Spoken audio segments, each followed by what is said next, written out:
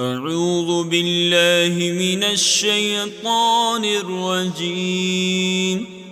بسم الله الرحمن الرحيم.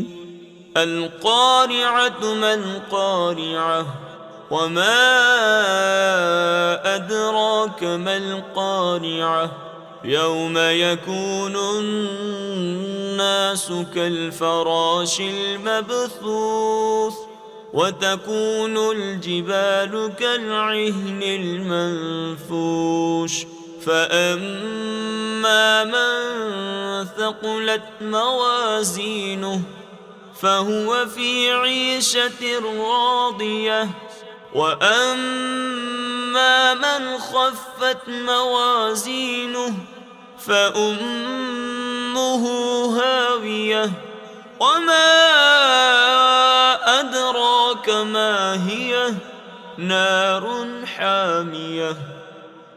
صدق الله العظيم.